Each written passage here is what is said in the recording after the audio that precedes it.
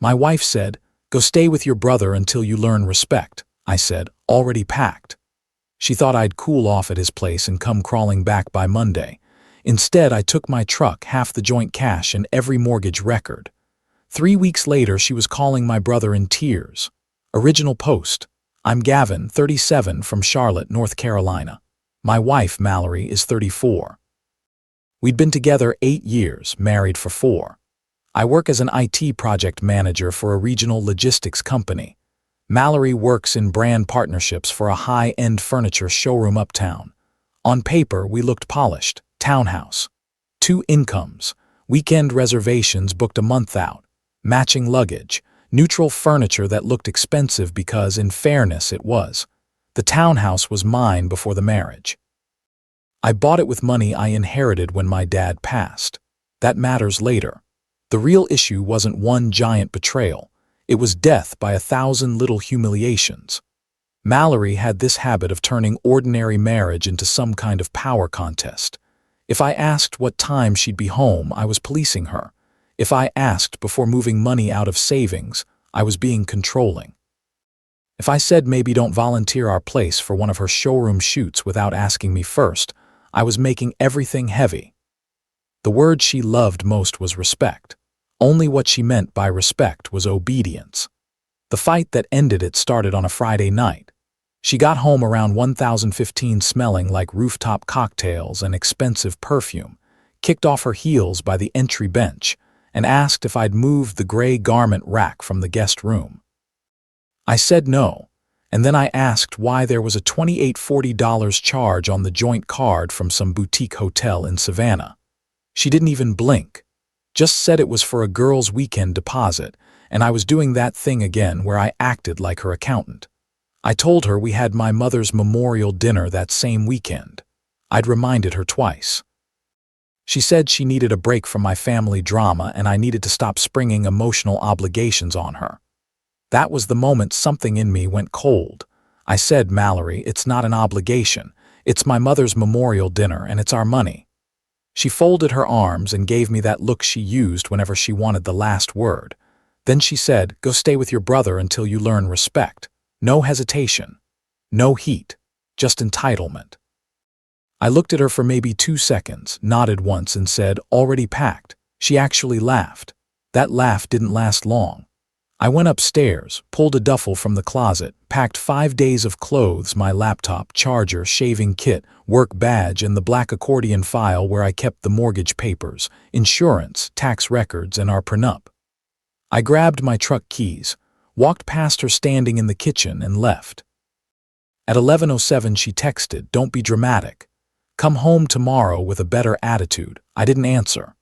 At Trent's house, my younger brother handed me a beer, took one look at my face, and didn't ask stupid questions.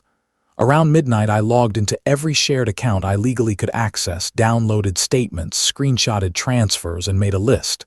Joint checking, credit card, utilities, streaming, her salon auto pay.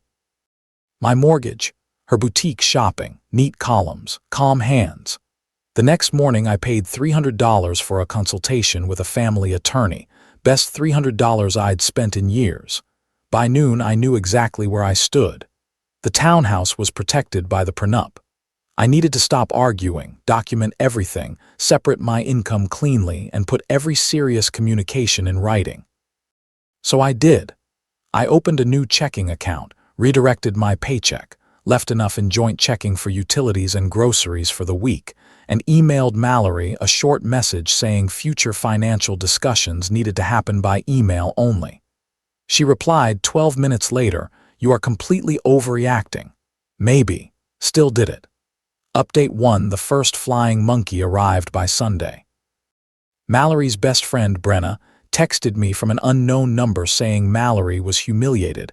I was escalating one fight into a crisis, and real husbands didn't run to their brothers when a woman needed space. I replied once. Mallory told me to leave my own house. I complied. Future opinions can stay with you. Blocked. Then Mallory called Trent. Not me, him. She put on the soft voice first. Said she'd been frustrated. Said I knew how dramatic I got. Said she just wanted him to talk sense into me. Trent told her very politely that sense would have started with not telling your husband to get out of his own home. She hung up on him. That afternoon, my attorney sent a formal separation notice and a property letter. Short marriage, valid prenup, premarital residence, proposed schedule for Mallory to retrieve personal items and discuss temporary living arrangements through counsel. She lost her mind, I know, because she sent 9 emails in 2 hours. Different moods every time. Angry, hurt, superior. Then suddenly nostalgic. A few highlights: you're embarrassing both of us. I never said leave permanently. You know I say things when I'm upset. If you loved me, you'd fix this privately. That last one almost made me laugh. Love had apparently become retroactive and conditional.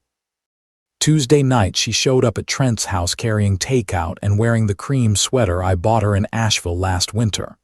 Classic move. Dress like memory. Talk like a victim. Trent cracked the door, saw her, and stepped outside so she couldn't push past him. She said, "Can you please tell your brother to stop punishing me?" He said, "You told him to leave." She said, "I didn't mean it like that." He said, "Then maybe say what you mean next time." Door closed. End of visit. The part that surprised me came the next morning. Mallory's mother called. Deanne and I had always been polite, not especially close. She started the conversation already loaded for me. Said Mallory told her I abandoned the marriage over a disagreement, so I forwarded her the screenshot. The exact line. Timestamp and all. 2 minutes later she called back quieter, asked one question. "She told you to leave the townhouse." I said yes. Then she asked whose townhouse it was. I said mine, from before the marriage, protected in the prenup she told us both was smart and mature back when we signed it. Silence. Long silence. Then Deanne sighed and said, "I'm not defending that." Unexpected ally. Mallory switched tactics after that. Started posting vague stories online about emotional cruelty and men who weaponize silence when they're losing control. 2 mutual friends sent them to me. I didn't respond publicly. Didn't need to. I answered exactly one more email. It said, "Counsel only from here forward."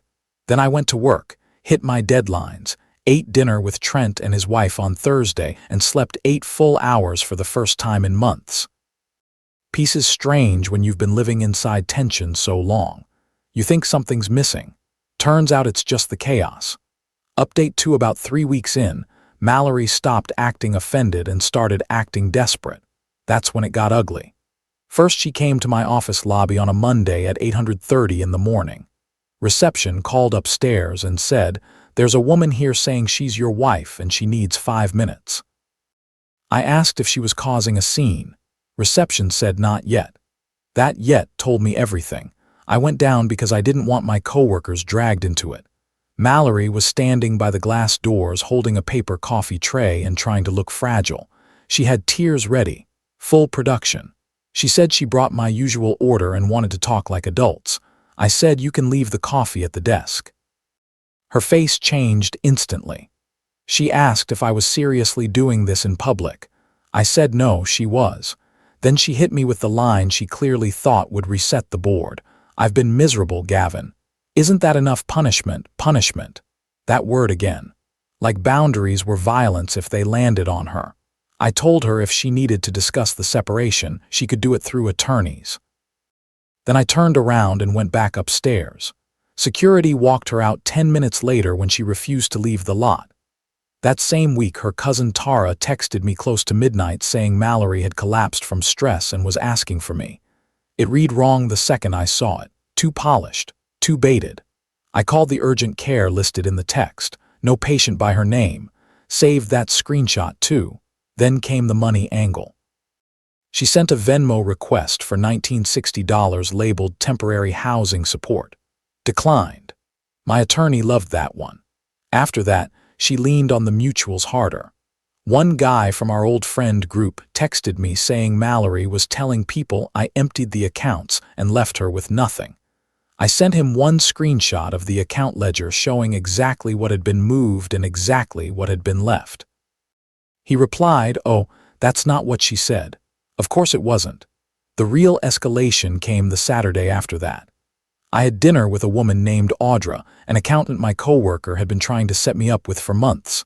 Nothing wild. Just tacos on a patio and one of the easiest conversations I've had in years. She laughed at my jokes, asked normal questions, and didn't act like basic courtesy was oppression. I didn't post it, didn't mention it, didn't need to. Mallory found out anyway. By Sunday night, she'd left 3 voicemails from blocked numbers, first angry, then crying, then icy. The last one said, "Wow, so I was that replaceable. That told me more than anything else had." She still thought this was a contest, thought the marriage was a room she could leave and re-enter whenever she wanted as long as I stayed in place. A day later, she drove past Trent's house twice. His doorbell camera caught both times. My attorney stopped being patient after that. Formal cease and desist went out Tuesday morning covering workplace contact, third-party harassment, false medical messaging, and drive-bys at family property. Mallory called my brother crying that evening. Not me. Him. Said I was ruining her life over one sentence. Trent told her one sentence can ruin a lot when it finally says the quiet part out loud. Final update: about 2 months after the original fight, the separation conference happened.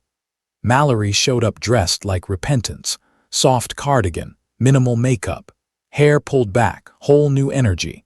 Her attorney tried the usual approach first: emotional miscommunication, temporary marital stress, overreaction by both parties, desire for privacy and dignity. Then my attorney laid out the timeline: the quote, the prenup, the property records, the office visit, the fake urgent care text, the blocked number voicemails, the drive-by footage at Trent's, facts, dates, screenshots, clean lines, no drama. Mallory cried twice during the conference. Real tears maybe, maybe not. By that point, I honestly couldn't tell anymore. The final deal was simple. She moved out of the townhouse within 10 days. She kept the leased Audi she'd insisted on driving. I kept the townhouse, my truck, my retirement, and everything covered as premarital or individually documented under the prenup. Joint checking got split by current balance. I covered $4,500 toward the final credit card payoff because I wanted the whole thing dead and buried. My legal total came out to just over $8,200. Expensive, still cheaper than staying. Professionally, my life got weirdly better while the marriage collapsed. The software rollout I'd been leading finished ahead of schedule, and in the middle of all this, I got promoted to senior program lead. More money. Better team. Less chaos at home. Funny how much bandwidth comes back when you stop spending it on someone else's emotional weather.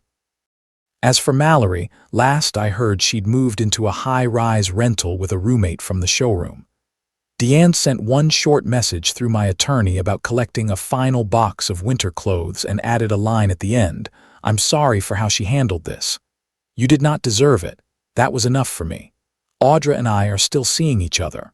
Slowly, like grown people. No games, no punishments, no weaponized words. Here's what I learned. Some people use respect when they really mean surrender. They want agreement without discussion, access without accountability, and marriage without friction." Mallory thought she could throw me out for the weekend and still keep the home, the routine, the bank cushion, and the version of me that always came back to smooth things over. She misread the room. Silence isn't weakness. Documentation isn't cruelty. And leaving when someone tells you to leave is not abandonment. Sometimes the healthiest thing you can do is take people at their exact word and let them live inside it. If you've ever been told basic communication was disrespect, tell me in the comments. Like, subscribe, and share if calm boundary stories are your kind of justice.